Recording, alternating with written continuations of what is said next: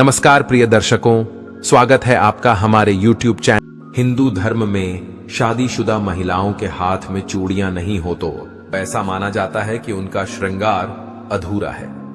दोस्तों, आज के वीडियो में हम बात करेंगे चूड़ियों के बारे में। प्रत्येक महिला के जीवन में चूड़ियों का बहुत अधिक महत्व होता है, क्योंकि चूड़ियों का सीधा संबंध होता है उनके सुहाग से। धार्मिक मान्यताओं के अनुसार प्रत्येक महिला अपने पति की लंबी आयु के लिए चूड़ियां धारण करती है। यही नहीं, 16 श्रृंगार में चूड़ियों का अपना ही अलग महत्व होता है। लेकिन आज के वीडियो में हम आपको बताएंगे चूड़ियों से जुड़ी हुई कुछ खास बातें जो प्रत्येक सुहागन महिला को पता होना चाहिए। कुछ जरूरी नियम जो आपको चूड़ियां पहनने वक्त ध्यान में रखना चाहिए, साथ ही आपको टूटी हुई चूड़ियां।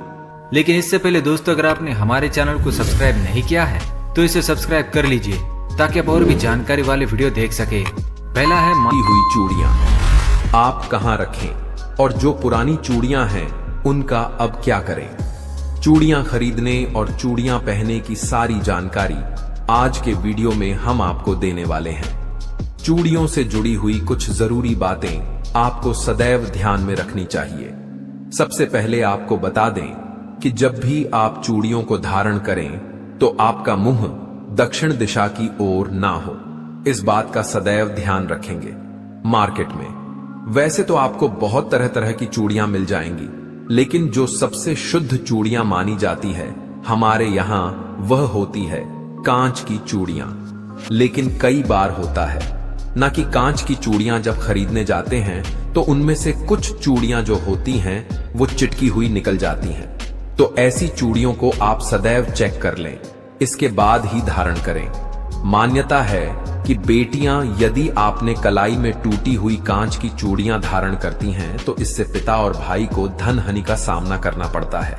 तो सदैव आप चूड़ियों को चेक कर लें। पहले एक एक चूड़ी आप अच्छे से चेक कर लें। अगर इनमें से आपको टूटी हुई चूड़ियां दिख जाएं, तो आप इन्हें निकालकर फेंक सकती हैं, क्योंकि यह टूटी हुई चूड़ियां हैं। इससे आपको कोई दोष नहीं लगेगा। लेकिन अगर आपकी चूड़ियां टूटी नहीं हैं, पुरानी हो गई है, खराब हो गई है, तो आपको क्या करना है वह भी हम आपको आगे की वीडियो में बताएंगे। अगली बात जो चूड़ियों से जुड़ी हुई आपको हमेशा ध्यान में रखनी चाहिए वह यह कि कभी भी दोनों हाथ में बराबर चूड़ियां नहीं पहननी चाहिए। यानी कि मान लीजिए आपने अपने बाएं हाथ में 9 चूड़ियां पहनी है तो दाहिने हाथ में आप सदैव 10 पहनेगी। एक हाथ में कम, एक हाथ में ज्यादा हमेशा चूड़ियां पहना चाहिए। नियम का पालन पूरा अवश्य करें। अगली बात, कभी भी चूड़ियां धारण करते वक्त माताएं बहनें ध्यान रखें कि उनके जो बाल है वह खुला नहीं होने चाहिए। इन बातों का ध्यान रखना चाहिए।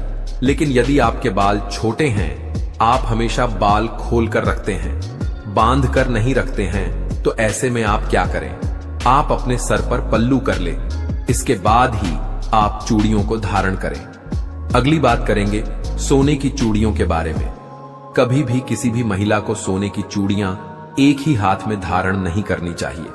कई बार ऐसा देखा जाता है कि महिलाएं एक हाथ में सोने की चूड़ियां पहन लेती हैं और दूसरे हाथ में ब्रेसलेट या हाथ में घड़ी पहन लेती हैं, जबकि ऐसा कभी भी नहीं करना चाहिए। आप जब भी सोने की चूड़ियां पहने तो दोनों हाथ में अवश्य पहने। अब बात करेंगे शाखा पॉल या कंगन के बारे में। तो यह जो सुहाग की निशानी होती है, इसके साथ भी एक बहुत ही जरूरी नियम होता है जो मैं आपको बताऊंगा। जब भी आप सिंदूर लगाएं, तो जब आप सिंदूर धारण करते वक्त आपकी उंगली में जो सिंदूर का हिस्सा थोड़ा सा बच जाता है, वह सिंदूर आप इस शाखा पोल या कंगन में लगा लें। ऐसा कहा जाता है कि इससे सुहाग की उम्र बढ़ती है। तो इस बात का ध्यान रखें, जो भी माताएं हमारी शाखा पॉल धारण करती हैं वह नियम अवश्य करें। दूसरी बात, चूड़ियां अपने आप में सुहाग की निशानी है। अगर आपको बहुत ज्यादा चूड़ियां पहनने से आपको कोई दिक्कत है, चूड़ियां पहनने से जिन्हें एलर्जी हो जाती है, तो अगर आप बहुत ज्यादा चूड़ियां नहीं पहन सकती तो आप शाखा पॉल अवश्य धारण करें। इसके बाद आप चाहे तो 2 चूड़ियां हाथ में लगा सकते हैं, और अगर नहीं भी लगती है तो यह अशुभ नहीं माना जाता। अगली बात, मान लीजिए कि आपने अपने हाथों में बहुत ही सुंदर सुंदर चूड़ियां धारण कर रखी हैं और तभी आपके घर में कोई अशुभ समाचार आ जाता है। अशुभ समाचार बोलने का मतलब किसी के मरने की खबर आ जाती है। तो ऐसे में आप इन चूड़ियों को दोबारा कभी भी किसी भी पूजा पाठ में नहीं पहननी चाहिए। कभी धारण ना करें, क्योंकि यह अशुद्ध हो जाते हैं। मान लीजिए कि आपने कोई नई चूड़ियां पहनी हैं और आप किसी पार्टी में गए हैं, किसी रेस्टोरेंट में गई है और इन चूड़ियों को पहन के आपने कुछ मांसाहार इत्यादि का सेवन कर लिया।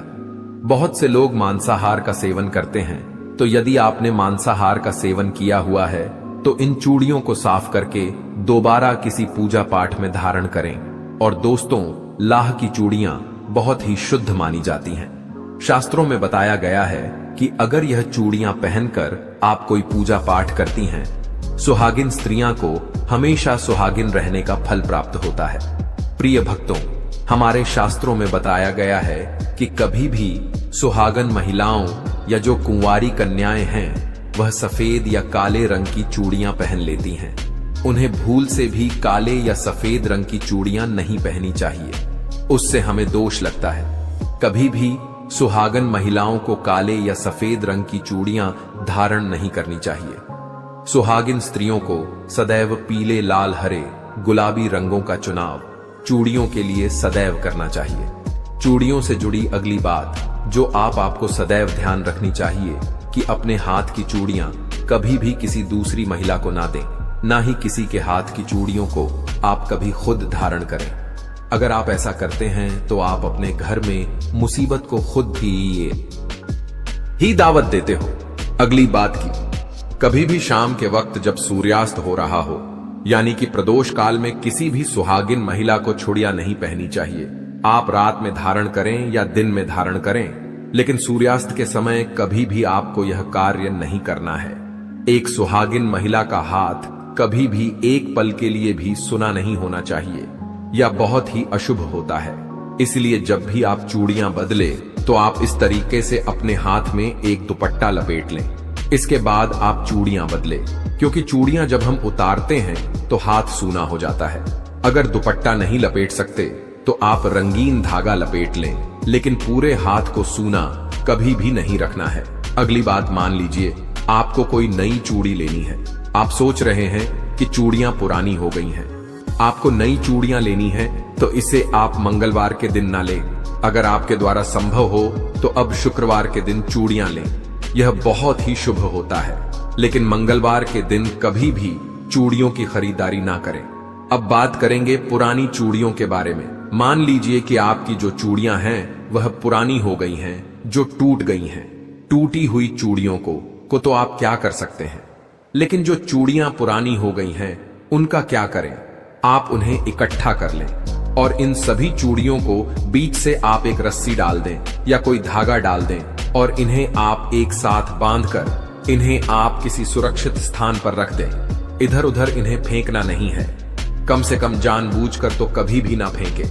अपनी सुहाग की चीजों को इधर उधर फेंके, इन्हें आप इकट्ठा करके रख ले और जब भी कभी आप बाहर जाए, नदी किनारे जाए तो नदी में विसर्जित कर दें।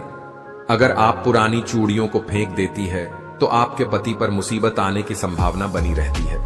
अगली बात, माताएं जो चूड़ियां पीरियड्स के दौरान धारण करती हैं, इसमें कोई संदेह नहीं कि वह अशुद्ध हो जाते हैं। तो आप जिस दिन अपने बाल धोकर स्नान करती है, शुद्ध हो जाती हैं, उस दिन आप अपनी चूड़ियों को उतार कर रख दें और जो नई चूड़ियां हैं उन्हें धारण करें। क्योंकि जो आप पूजा पाठ करते हैं उस दौरान आपको पीरियड्स के दौरान जो चूड़ियां आपने पहनी हुई हैं उन्हें नहीं पहनना, क्योंकि यह अशुद्ध हो जाती है।